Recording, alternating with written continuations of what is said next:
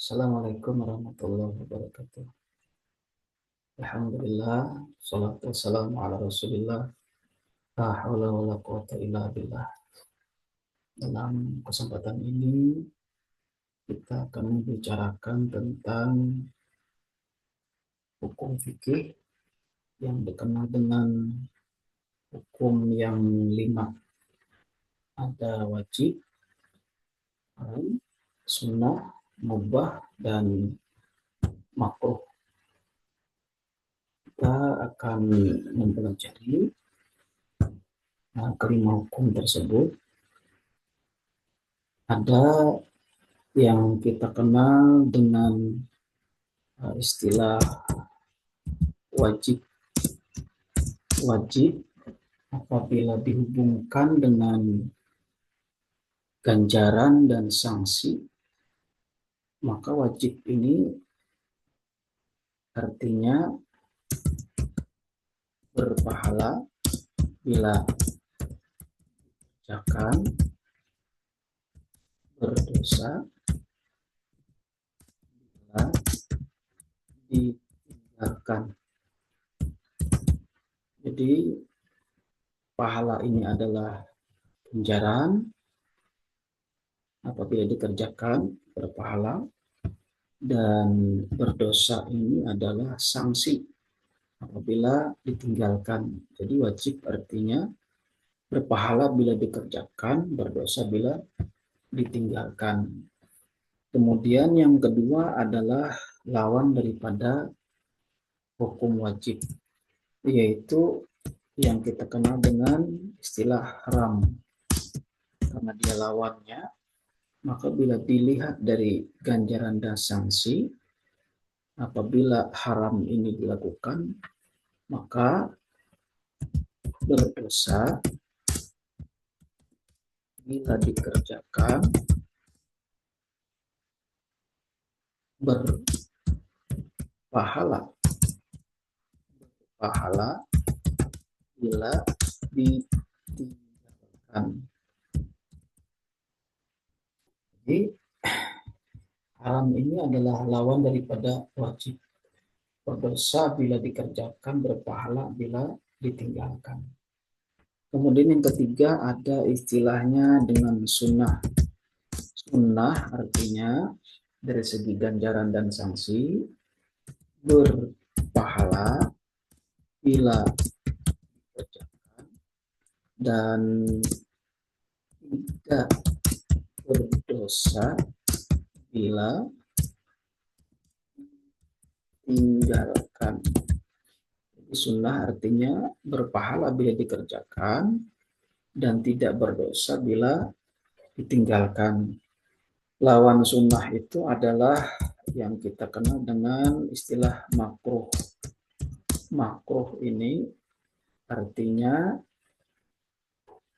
kalau lawan dari sunnah berarti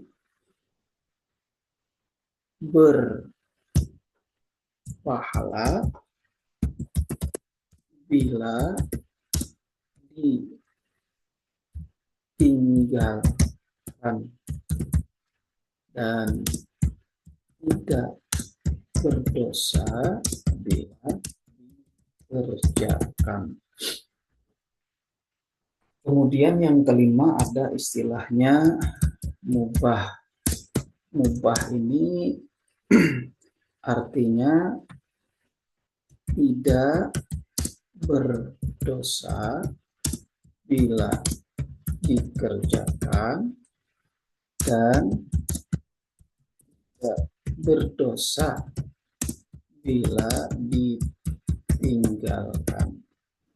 Jadi inilah yang dikenal dengan hukum yang 5, wajib, haram, sunnah, makruh, dan mubah. Kelima hukum ini sifatnya tidak kaku. Artinya dia akan bisa berubah sesuai dengan keadaan si pelaku atau orang yang sedang menjalankan ibadah. Apa saja yang mempengaruhinya itu ada yang disebut dengan sebab, kemudian syarat, kemudian ada yang namanya alam. Jadi dengan adanya sebab, syarat, dan penghalang ini akan mempengaruhi bagaimana status hukum fikih bagi seseorang yang sedang menjalankan ibadah. Kita ambil contoh, misalnya kita ambil contoh dalam ibadah sholat, ini hukumnya adalah diwajibkan bagi setiap muslim yang sudah balik. Jadi hukumnya adalah wajib, artinya bila dikerjakan berpahala, bila ditinggalkan berdosa. Tetapi hukum wajib ini tadi dipengaruhi oleh sebab, syarat, dan penghalang. Misalnya ada sebabnya misalnya waktunya sudah ada, waktunya sudah ada. Misalnya sholat maghrib sudah waktunya sudah sampai, kemudian syaratnya adalah adanya bersuci dari hadas besar maupun hadas kecil. Syaratnya sudah ada, dia suci dari hadas besar dan hadas kecil, sudah berwudu. Kemudian rukunnya dia sudah mengetahui, ada niat, sampai dengan tertib sudah diketahui. Dan penghalangnya tidak ada. Penghalang ini tidak ada. Penghalangnya misalnya orangnya tidak buang angin, kemudian tidak sedang haid. Sebab ada, syarat sudah ada, rukun ada. Maka hukumnya ini menjadi yang dikenal dengan sah. Maka sahlah sholat wajibnya tadi. Maka dengan sah di sini hukum sholat wajib ini menjadi sah. Tetapi apabila sholat ini misalnya sebabnya sudah ada, syaratnya ada, bersuci dari hadas besar dan hadas kecil, rukunnya sudah diketahui, ada niat,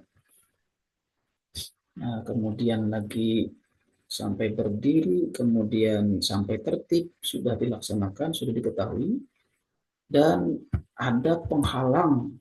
Penghalangnya juga ada. Penghalangnya misalnya haid, wanita sedang haid. Karena ada penghalang ini, maka status wajib ini tadi bagi seseorang yang sholat, yang ada penghalangnya yaitu haid, maka hukum sah di sini berubah menjadi batal. Apabila tetap dikerjakan, maka hukumnya menjadi haram. Jadi wanita yang haid diharamkan melakukan sholat, bukan diwajibkan seperti asalnya tadi. Jadi dengan adanya sebab, syarat, dan penghalang dan rukun ini akan mempengaruhi bagaimana keadaan hukum yang 5 ini tadi, apakah wajib, haram, sunnah, atau makruh. Mungkin itu tentang ibadah sholat. Nanti ada lagi ibadah-ibadah lain seperti dalam hal puasa, zakat misalnya. Selain yang ini ada yang dikenal dengan ruksah. Ruksah. Misalnya kita ambil tentang ibadah puasa misalnya. Puasa ini bulan Ramadan ini wajib, sebabnya ada, sampai bulan Ramadan sudah sampai puasa. Syaratnya seorang wanita sudah balik, misalnya dia punya anak, tapi dia sudah balik punya anak, kemudian tapi anaknya ini masih dalam kandungan, masih hamil. Kemudian lagi syarat puasanya dia tidak sedang haid, karena hamil kan tidak mungkin haid, tapi hamil. Kemudian rukunnya dia tahu, ada niat, kemudian ada uh, tahu yang membatalkan puasa. Nah, kemudian penghalangnya di sini tidak ada, dia tidak haid, tapi dia hamil. Karena dia hamil, dia puasa khawatir dengan anak yang ada dalam kandungannya. Nah, khawatir dengan anak yang ada dalam kandungan ini sebenarnya juga tidak merupakan disebut penghalang. Nah, dia disebut dengan ruksah, keringanan. Ruksahnya ada. Dia khawatir dengan anaknya tadi. Maka puasa yang asalnya wajib, itu hukumnya bisa berubah menjadi boleh. Artinya dia boleh tidak berpuasa, tidak berdosa, dia tidak berpuasa. Boleh. Tapi kalau dia mau puasa, juga boleh. Karena ini ruksah, ini keringanan.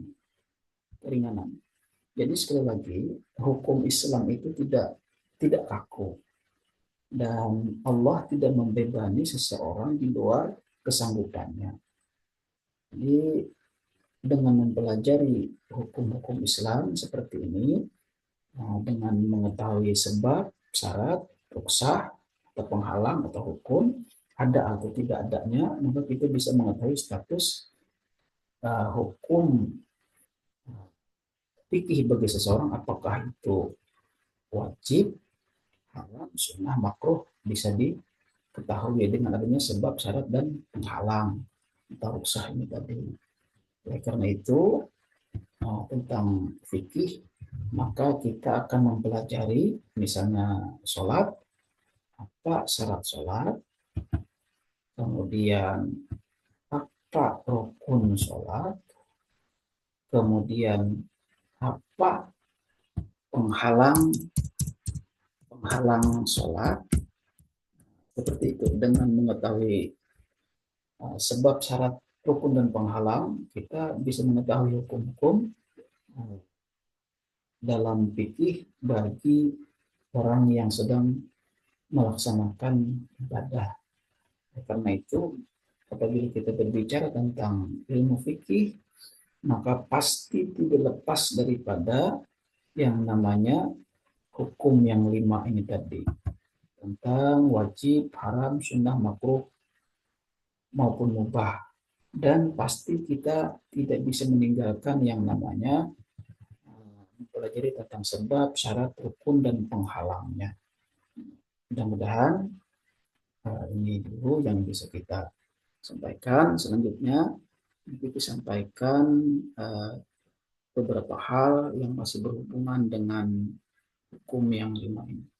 Assalamualaikum warahmatullahi wabarakatuh.